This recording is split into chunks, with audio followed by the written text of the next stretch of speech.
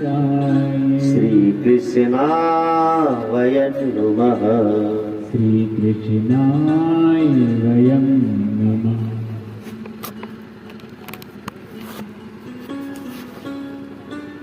भगवान वेद व्यास जी कहते, भागवत का आरंभ होता है सच्चिदानंद रूपाय विश्व उत्पत्ति आदि हेतवे तापम त्रयम विनाशाय श्री कृष्णा वयं नमः। व्यास जी कहते हैं जो सत्य है, चित्त है और आनंद स्वरूप है, सच्चिदानंद रूपाय, तीन रूप, विश्व उत्पत्ति आदि हेतु, जिसने विश्व की उत्पत्ति की, जो विश्व के आरंभ में भी है, मध्य में भी है और अंत में भी रहेगा। विश्व उत्पत्ति आदि हेतु तापम त्रयम विनाशाय, जो हमारे तीनों तापों को दूर करते हैं। संसार में हम जितने भी लोग हैं, जीव हैं, तीनों तापों से तप रहे हैं। तीनों तापों की अग्नि में झुलस रहा संसार है। घोर अशांति छाई जग में, ना कोई उपचार है। इसका एक ही उपचार है, भगवत प्राप्त महापुरुष अथवा स्वयं भगवान। तो स्वयं भगवान में मन लगना कठिन हो जाता है। इसीलिए हमारे सनातन धर्म में, सनातन संस्कृति में गुरुओं की परंपरा चलाई। भगवत प्राप्त महापुरुष के पावन चरणों में जब श्रद्धा हो जाती है तो भगवत प्राप्ति भी सहज हो जाती है। इसीलिए राजा परीक्षित ने सबसे पहले सुखदेव जी का पूजन किया। गुरु में भगवत भाव का जब हम दर्शन करने लगते हैं, गुरु को ही भगवत रूप जब हम मान लेते हैं, तो भगवान कहते हैं सब कुछ मैं ही हूं, गुरु भी मैं, गुरु में भी तो परमात्मा ही है। तापम त्रयम विनाशाय श्री कृष्णाय नमः। आपने गुरु में श्रद्धा की और गुरु ने अपने पावन वचनों से हमारी श्रद्धा को भगवत चरणों में लगा दिया। तो भगवान कृष्ण को प्रणाम करते हैं महर्षि व्यास।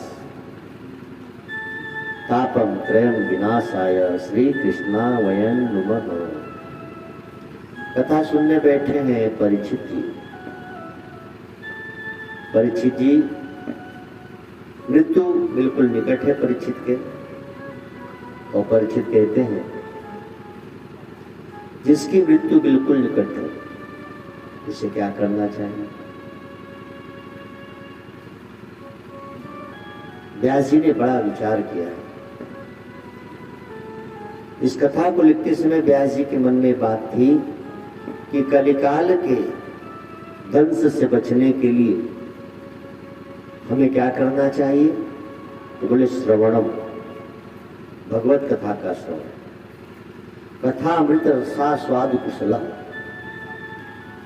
कथा अमृत है, इसका रस उसके स्वाद को जो कुशलता पूर्वक ग्रहण करता है वह इस कलिकाल से बच जाता है। बहुत स्वादिष्ट चीज है, खीर है तो खीर बहुत तेजी से नहीं खाएं, आराम आराम से खाएं तो स्वाद मिला। भगवत कथा भी स्वाद लेकर सुना जाए, क्या लाभ होगा। अज्ञान ध्वांत विध्वंस कोटि समप्रभ। अज्ञान का जो अहंकार, अज्ञान का जो अंधकार है उसको दूर करने के लिए कोटि सूर्यों के समान यह भगवत कथा है। जैसे घर बड़ा हो और दीपक छोटा हो, अनुभव हो जाएगा हमको, आपको। अब इतना बड़ा पंडाल है, एक ही बल्ब जलाओ तो पूरा अच्छे से प्रकाश नहीं होगा। तो हमारे आपके जीवन में दुख बहुत है, परेशानियां बहुत है, इसीलिए कोटि सूर्य समप्रभ कह रहे, यानी भगवत कथा करोड़ों सूर्य के भांति है हमारे अज्ञान को दूर करने के लिए। अच्छा, दुख का कारण क्या है तो अज्ञान, सुख का कारण क्या है तो बोले ज्ञान। ज्ञानी के पास कुछ भी नहीं है तो भी सुखी है, और अज्ञानी के पास सब कुछ है फिर भी दुखी है। अज्ञानी के पास सब कुछ रहे फिर भी दुखी, और ज्ञानी के पास कुछ भी नहीं फिर भी सुखी। तो व्यास जी कहते हैं कि इस भगवत कथा को जब सुनते हैं, करुण रसायनम, कानों में यह रसायन जब पड़ता है, यह रसायन हमारी बुद्धि तक पहुंचता है कानों के द्वारा, और जैसे ही बुद्धि की शुद्धि होती है तो बुद्धि भगवताकार हो जाती है।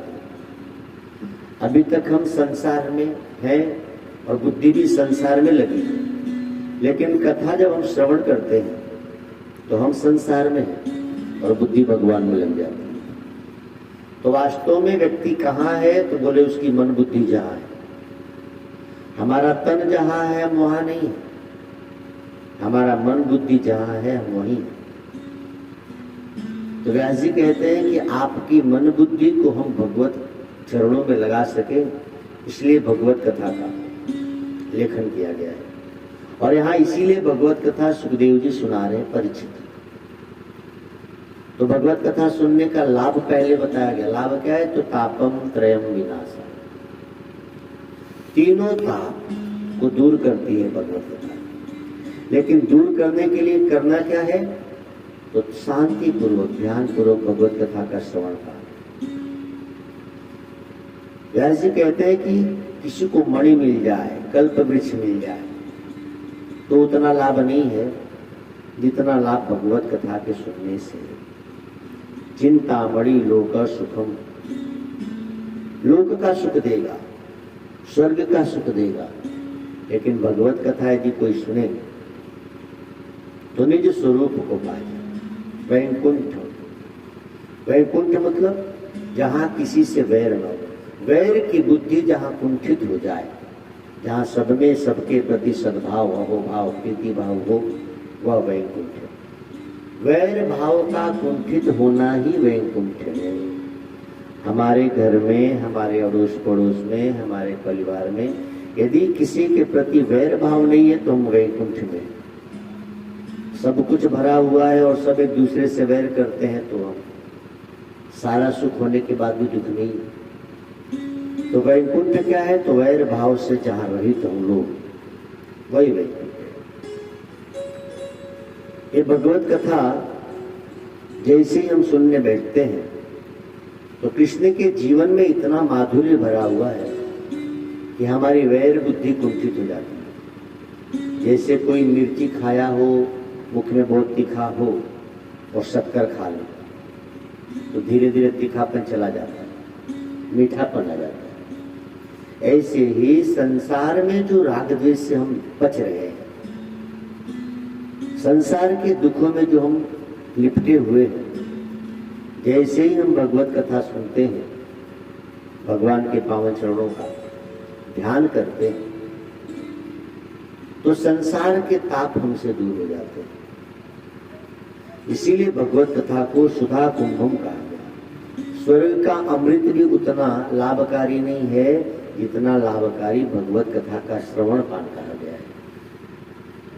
स्वर्ग का अमृत कोई पी ले तो मात्र उसका शरीर अमर होगा, लेकिन कथा अमृत पीने वाला व्यक्ति शरीर को महत्व ही नहीं देगा।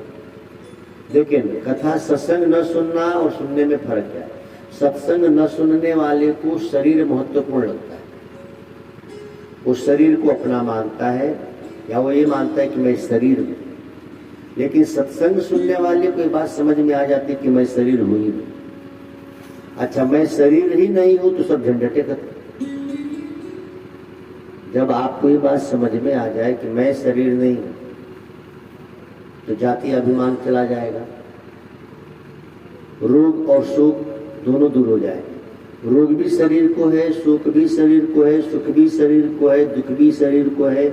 शरीर ही जन्मा है, शरीर ही मरेगा, शरीर ही निरोग है, शरीर ही रोगी है, शरीर ही स्त्री है, शरीर ही पुरुष है, शरीर ही जवान है, शरीर ही बूढ़ा है।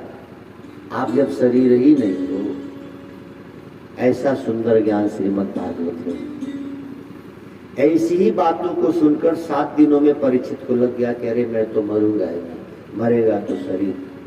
तक्षक डसेगा तो शरीर को डसेगा, मुझे नहीं डस सकता। और 7 दिन तक यदि ईमानदारी से भगवत कथा सुना जाए तो आपको हमको भी ये अभ्यास हो जाता है, यह बात समझ में आ जाती है कि हम तो पता न कितनी बार शरीर लिए और छोड़े। जैसे आप कई बार बस पर बैठे होंगे, ट्रेन पे बैठे होंगे, उतरे और चढ़े, तो जब तक ट्रेन में थे मुसाफिर थे, उतर गए तो ट्रेन गई, अपने घर कहाँ याद करते हैं। हमने ऐसे पता न कितने शरीर बदले, जैसे साधन बदले संसार के, वैसे शरीर भी साधन है। यह साधन है, और जैसे साधन को गंतव्य तक पहुंचने के लिए ही उपयोग किया जाता है, वैसे शरीर भी एक साधन है और इसको भगवान को जानने के लिए उपयोग करना चाहिए। तो जो इस साधन को साधन मानते हैं, उनको इस साधन के बनने बिगड़ने का सुख दुख नहीं होता और साधना में लग जाते हैं। लेकिन जो साधन को साधन नहीं समझते, वही इसमें पच मरते हैं, वही माया में फंस मरते हैं। इसीलिए हम सभी को चाहिए कि हम सब भगवत कथा का बार बार श्रवण पान करें और ये समझ लें कि ये मकान, ये दुकान, ये शरीर, ये परिवार कुछ भी अपना नहीं है। जिस शरीर को ठंड न लग जाए, जिस शरीर को गर्मी न बर्दाश्त हो, जिस शरीर को हम बचा रहे हैं, वो शरीर एक दिन नश्वर होना ही है। आखिर संसार की अमानत है। तो जितना हो सके इस शरीर के द्वारा साध्य को पाने के लिए श्रम किया जाए। साध्य है परमात्मा और श्रम क्या करना है? तो श्रवण और जप, भगवत कथा का श्रवण करें, भगवत नाम का जप करें, तब तो इस शरीर का सदुपयोग हुआ। नहीं तो इसको खिला पिला के खूब सुंदर सजा के खूब सुलाते रहें, आखिर में तो एक दिन संसार में सो ही जाना है। अभी तो थोड़ी टाइम हुआ है, लोग सोचते चले कि ना चले, ठंडी है, लेकिन आप सोचो एक दिन ऐसा भी आएगा कि सदा के लिए हम सो जाते हैं, जलाए जाते हैं, पानी में बहाए जाते हैं, दफनाए जाते हैं, लेकिन हम जगते नहीं। तो जब सदा के लिए सो ही जाना है तो थोड़ा जागने से यदि भगवत कथा मिलती तो सौदा सस्ता है। बुद्धिमान जन जरूर कर लेंगे। आना जाना लगा रहेगा। आप कई बार आए हैं, कई बार जाएंगे, हम भी कई बार आए और कई बार जाएंगे, ये चलता रहेगा। इसीलिए प्रार्थना हम सभी से करते हैं कि आप और हम सबका कर्तव्य है कि सबसे पहले साधन का सदुपयोग करें, साध्य को पाने में तत्परता लाएं, उत्तम करें। ओम नमो भगवते वासुदेवाय।